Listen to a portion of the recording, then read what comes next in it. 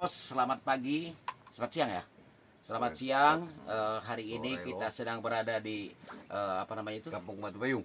Kampung Batu Payung, pemerintahan Kota Masih Bengkayang ya, Kabupaten Bengkayang, Provinsi Kalimantan Barat. Dan di sini kita melihat bahwa kasus tanah ya, kasus tanah. Kalau kita lihat di Undang-Undang Nomor 5 tahun 60 tentang Undang-Undang Pokok Agraria, dan di situ ada pasal 16 dan pasal 5 di situ dalam apa? Dalam Undang-Undang Pokok Agraria tersebut. Dan kalau kita pelajari tadi dari apa yang disampaikan oleh Pak Amin ini bahwa ini adalah tanah nenek moyang dia, ya kan? Iya. Ya, tanah nenek moyang dia. Dan kemudian kalau kita lihat dari sisi undang-undang KUHP juga, bahwa di dalam pasal 601 itu di situ kan mengatakan apabila melakukan satu tindakan di tengah-tengah masyarakat yang sifatnya merugikan masyarakat, maka ancaman kurungannya adalah pidana ya. Dengan demikian kami langsung dengan Pak Amin, salah satu tokoh dari Batu Payung ini.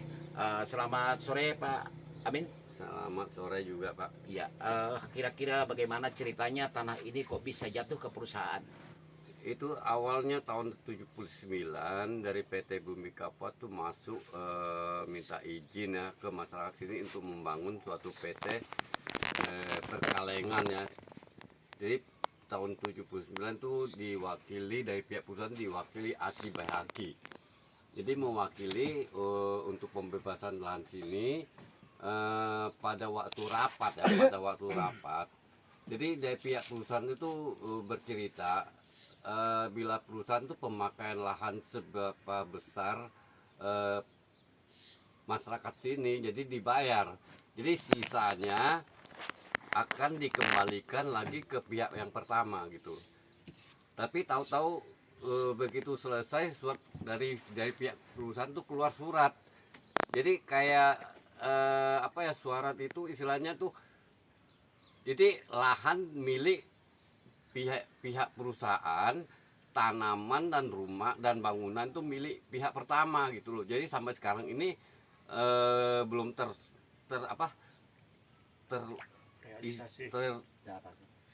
terselesaikan.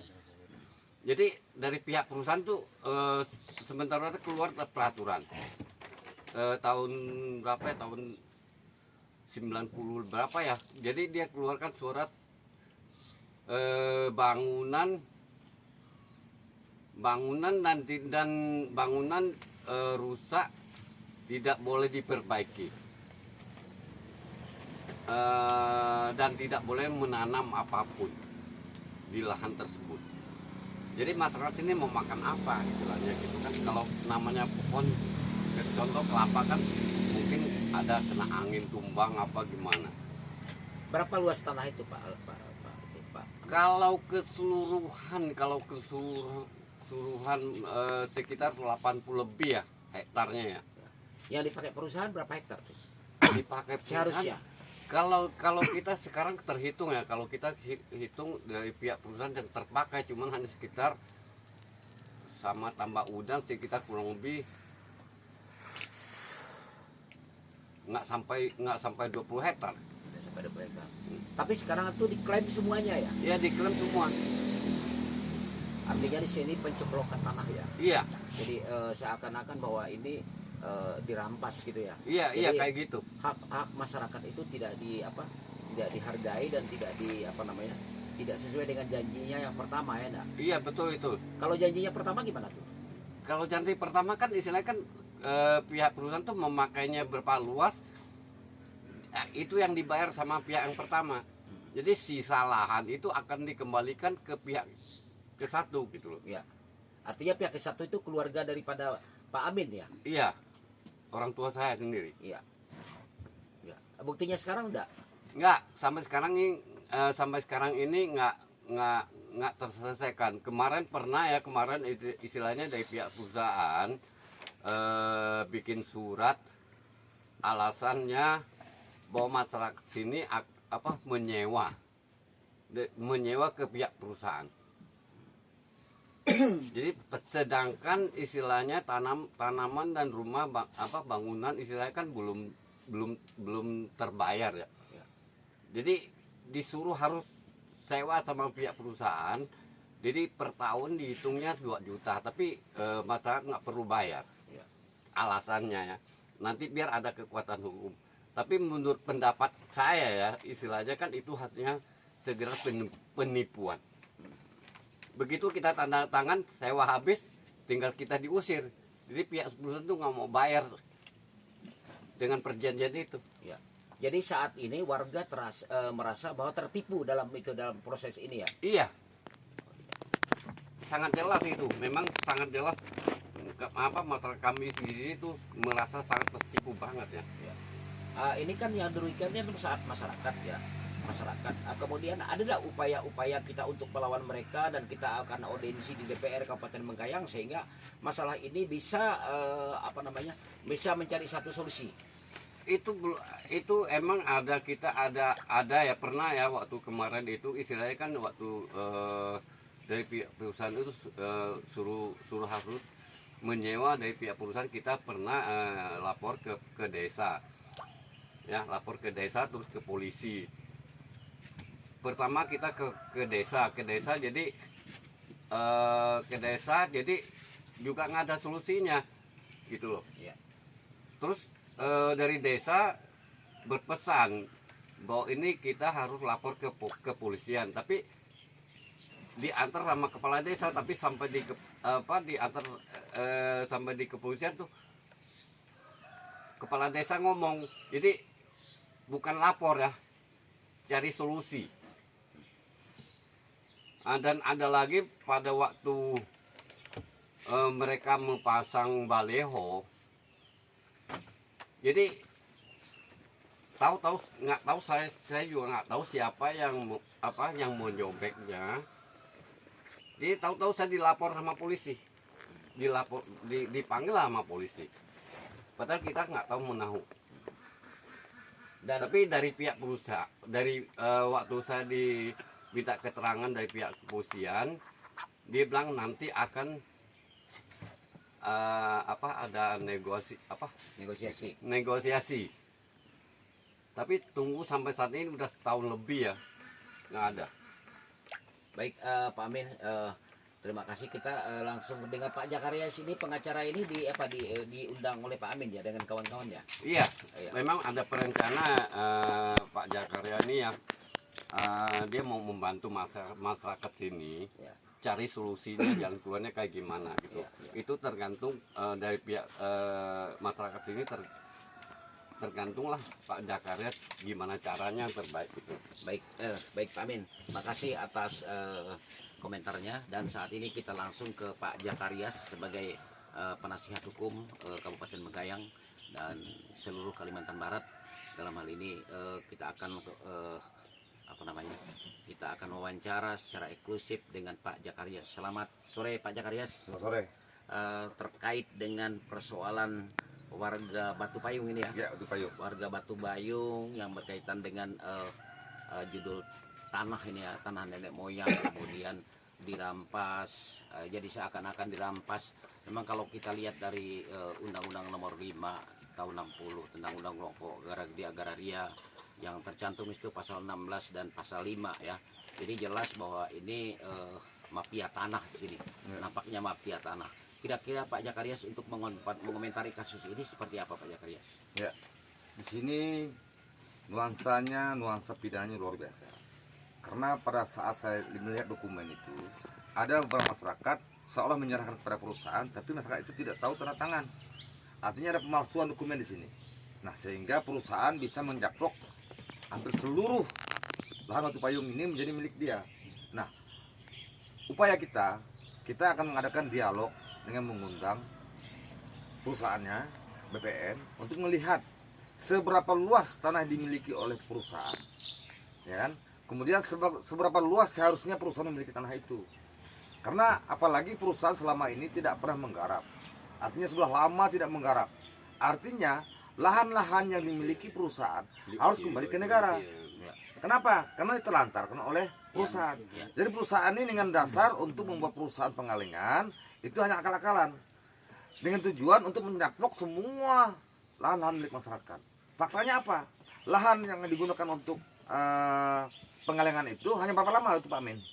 sekitar 6 tahun apa? Ya, anggap 6 tahun dah. 79 tambah 6 berarti 85 ya. 79 ya waktu itu penyerahannya.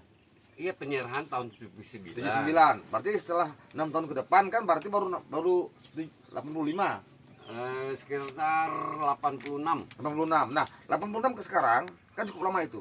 Ya. Ya, udah 30 tahun. Artinya tanah itu harus kembali ke tanah negara. Kenapa? Ditelantarkan. Ya. Makanya kita nanti berharap dengan dialog di DPR itu, kita berharap DPR mengundang si pemilik perusahaan, kemudian mengundang BPN untuk kita mengkaji sama-sama seberapa luas sebenarnya perusahaan memiliki tanah di sini. Nanti mau kita kaji secara hukum, apakah mereka layak untuk memiliki itu atau tidak. Nah, kalau seandainya tidak, ini harus kembali ke masyarakat. Dan bagaimanapun juga, ini turun-temurun. Ada pemalsuan dokumen yang dibuat oleh perusahaan dalam rangka penyerahan waktu itu, kan begitu Pak Amin? Betul. Ada beberapa masyarakat yang tidak tahu tanda tangan, seolah menyerahkan. Ya. Itu penipuan, pemalsuan itu. Ya. Nah, itu yang kita bahas, Bang. Itu yang mau kita kaji secara hukum. Nah, kita berharap dengan pertemuan itu nanti, dengan dialog itu nanti, tanah yang dimiliki perusahaan ini bisa kembali ke masyarakat. Karena masyarakat sekarang kan membutuhkan tanah, artinya rumah, kemudian kebun, itu semata-mata untuk kehidupan masyarakat setempat. Jadi masyarakat di sini bukannya mengganggu perusahaan, tidak. Apalagi sampai Pak Amin tadi bahwa lahannya digunakan hanya 20 hektar. Ternyata lahan yang dikuasai 80 hektar. Itu kan ada pemalsuan itu. Ada mafia tanah di sini. Nah, kita mau bongkar itu nanti. Nah, barangkali mungkin ada tambahan dari rekan saya, Pak Yonatan. Silakan Pak Yonatan. Baik, selamat sore. Jadi saya pikir setelah kita berdialog dengan masyarakat di sini, setelah kita mendengar apa yang menjadi keluhan masyarakat di sini, saya pikir masalah ini cukup menarik. Kenapa cukup menarik? Di sini kita melihat ada masyarakat yang diam dalam suatu daerah, tetapi wilayah tersebut tidak dimiliki oleh masyarakat yang tidak menempati, masyarakat yang sedang menempati wilayah itu. Ini sangat menarik pikir. Jadi memang pada dasarnya suatu negara ada itu karena ada masyarakat. Negara itu bisa berdiri karena ada masyarakat. Nah, di sini di dalam masyarakat ini negara juga menyiapkan apa yang menjadi kebutuhan masyarakat. Bagaimana masyarakatnya bisa hidup? Bagaimana masyarakatnya bisa sejahtera? Bagaimana masyarakatnya bisa makmur? Nah, pada dasarnya pengelolaan tanah, air, dan sebagainya itu dikelola semata-mata untuk kemakmuran rakyat. Tapi di sini adakah kita melihat kemakmuran di sini? Kalau masyarakat sendiri yang mendiami suatu wilayah itu tidak punya hak di situ, itu sangat miris. Kalau kita melihat di sini, di mana peran pemerintah? Apakah pemerintah itu akan berpihak kepada masyarakat atau berpihak kepada suatu penguasa tertentu atau suatu perusahaan tertentu? Bagaimana tanggapannya dengan masyarakat? Apakah masyarakat itu akan dilindungi? Nah, hal inilah yang harus kita ketahui ke depannya. Maka saya sependapat dengan rekan saya Pak Jakarias. Kenapa hal ini harus kita berdialog dengan pemerintah, dengan DPR selaku penyambung lidah rakyat. Di situ di dalam dialog barangkali ke depannya kita akan laksanakan ini. Kita akan mengetahui bersama-sama apa yang menjadi dasar perusahaan, apa yang menjadi status hak di sini, kita akan bongkar bersama-sama nanti. Agar masalah ini segera mendapat kejelasan. Dan bagaimana nanti tanggapan pemerintah? Tapi kami berharap di sini pemerintah dapat membantu masyarakat. Karena dengan tanah yang dikelola puluhan tahun, bagaimana kalau masyarakat tidak memilikinya? Jadi siapa yang akan memiliki itu? Di situ yang harus kita ketahui. Nah, kehadiran kami di sini memang semata-mata kami ingin membantu masyarakat. Karena masalah ini saya dengarkan cukup lama. Bagaimana kita dapat mencari solusi yang baik, mencari jalan keluar yang baik, itu dengan cara kita bersama-sama untuk mencari bagaimana dan siapa yang akan membantu kita untuk mencari solusi ini. Saya pikir DPR itu dapat membantu. Itu saja barangkali dari saya. Baik, kita kembali tadi barusan ini pengacara muda kita Pak Jonathan sarjana hukum, dan sekarang kita kembali ke Pak Jakaria sarjana hukum, pengacara yang sudah cukup dikenal dan yang punya nama di Kalimantan Barat ini. Gini Pak Jakarias, ini kalau kita lihat dari posisi awal, dari kronologis awal, bahwa ini sudah melanggar Undang-Undang Nomor 5 Tahun 60 tentang Undang-Undang Pokok Agraria, pasal 16 pasal 16 dan pasal 5 di sini. Dan kalau kita lihat di KUHP juga jelas ini sudah melanggar pasal 601 dan pasal 66 huruf F yang berkaitan dengan masyarakat, di dalam lingkungan masyarakat. Ini kan mencoplok. Dengan adanya ini kita secara umum kita menilai bahwa di sini ini adalah mafia tanah, Pak Jakarias ya. Kira-kira langkah seperti apa yang harus dilakukan dan kapan kita harus tindak lanjuti persoalan ini, Pak Jakarias? Ini sebenarnya harus kita bongkar secepat mungkin. Ini bukan hanya mafia tanah, ya, tidak hanya mafia tanah ini. Ya. Ini sebenarnya pelanggaran HAM berat. Karena pelanggaran HAM berat itu tidak hanya kepada pribadi manusia, tapi juga kepada kehidupan masyarakat kita.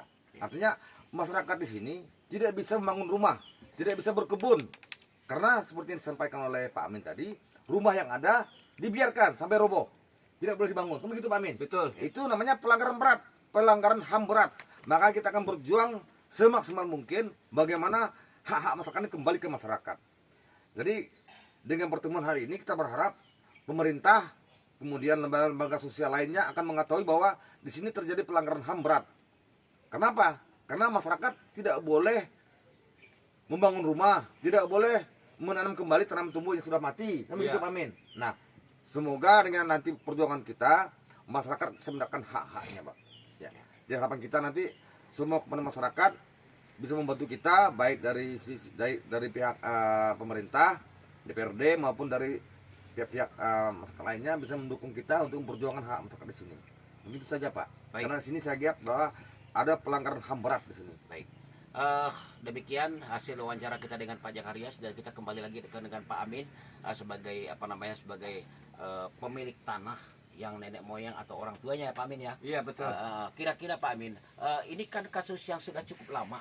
Iya iya. Kasus yang cukup lama dan katakanlah menelan korban masyarakat untuk bertani dan sebagainya ya kan. Iya iya. Dan tadi Pak pengacara juga mengatakan bahwa ini udah pelanggaran HAM berat ini terhadap warga masyarakat yang ada di Batu Payung ini. Iya. Kira-kira kapan Pak Pak Amin sebagai pemilik tanah ini untuk bernegosiasi atau beraudiensi di DPR Kabupaten Bengkayang melalui pengacaranya? Iya itu kita masyarakat sini semua tergantung kita akan memberi kuasa kepada Pak Jakaria ya. Jadi masyarakat sini juga mengharap secepatnya ya, secepatnya ada jalan keluarnya gimana. Jadi yang jelas masyarakat kami di sini sangat mengharapkan kepastian hukumnya ya. Itu yang diharapkan. Jadi kepastiannya gimana? Baik, Gitu loh. baik. Demikian pemirsa hasil daripada wawancara kita saat ini, dan di sini jelas bahwa dengan kasus yang terjadi ini adalah satu pelanggaran HAM berat kepada warga masyarakat Batu Payung, kemudian dan ini perampasan hak masyarakat atau perampasan tanah juga di sini. Tadi undang-undangnya sudah saya katakan tadi, Undang-Undang Nomor 5 Tahun 60 tentang Undang-Undang Pokok Agraria, dan kita berharap kepada seluruh warga masyarakat yang ada di Kabupaten Bengkayang serta di seluruh tanah air, silahkan share dengan kawan-kawan bahwa inilah satu tindakan yang sifatnya melanggar HAM berat terhadap warga masyarakat di Batu Payung, Kabupaten Bengkayang, Provinsi Kalimantan Barat. Demikian pemirsa, dan selamat sore.